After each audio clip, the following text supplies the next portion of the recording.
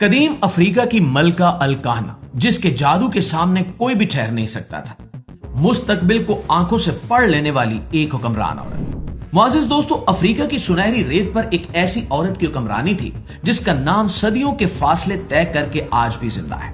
تاریخ نے اسے الکانا کے نام سے یاد رکھا، یعنی وہ عورت جس کے بارے میں کہا جاتا تھا کہ وہ آنے والے وقت کو دیکھ سکتی ہے۔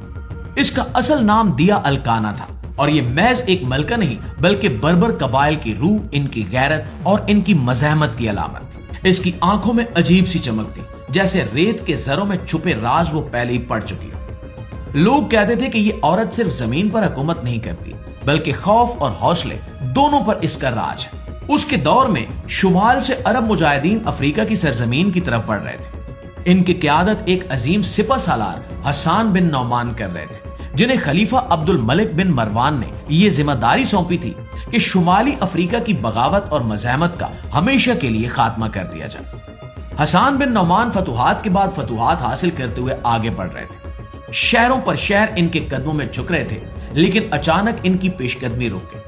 ان کے سامنے ایک ایسی قوت کھڑی تھی جو کسی قلعے یا فوج سے زیادہ مضبوط تھی، اور وہ تھی ملکہ الکانا۔ سن 698 عیسوی میں میدان مسیانکا کی تپتی ہوئی ریت پر وہ مارکا برپا ہوا جس نے تاریخ کا رخ بدل کر رکھ دیا۔ الکانا نے اپنے لشکر میں ایسا جوش بھر دیا کہ بربر جنگجو جان کی پرواہ کیے بغیر لڑنے کو تیار ہو گئے۔ اس کی حکمت عملی، اس کی جرأت اور اس کا غیر متوقع انداز جنگ حسان بن نعمان کی منظم فوج پر بھاری پڑ گیا۔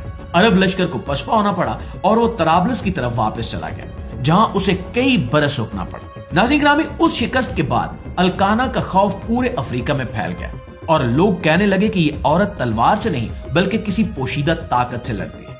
لیکن الکانا جانتی تھی کہ یہ کامیابی عارضی ہے۔ اس کی بصیرت اسے بتا رہی تھی کہ دشمن دوبارہ لوٹے گا اور پہلے سے زیادہ طاقت اور تیاری کے ساتھ لوٹے گا۔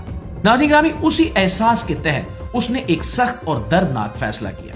اس نے حکم دیا کہ زمین کو خود ہی دشمن کے لیے بیکار بنا دیا جائے۔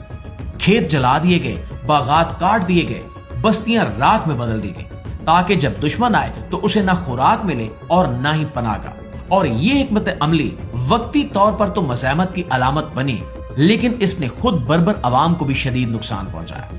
کچھ عرصے بعد حسان بن نعمان ایک نئی فوج کے ساتھ واپس آئے، اور اس بار جنگ کا پلڑا الکانا کے حق میں نہ رہا، کیونکہ اس کی شکست کی وجہ باہر کا دشمن نہیں بلکہ اندر کا زخم تھا۔ اس کا بیٹا خالد بن یزید اسلام قبول کر چکا تھا، اور اس نے عرب لشکر کا ساتھ دیا۔ اس نے اپنی ماں کے راز اور کمزوریاں ظاہر کر دیں، جس سے الکانا کی طاقت ٹوٹنے لگی، اور آخری مارکے میں جب شکست یقینی ہو گئی تو اس نے غلامی یا ذلت کی بجائے موت کو چن لیا، اور یوں بربر قبائل کی یہ افسانوی ملکہ تاریخ کا حصہ بن گئی۔ پیارے دوستو، آج بھی افریقہ کی ہواؤں میں ریت کے ذروں کے ساتھ الکانا کی کہانی سنائی دیتی ہے۔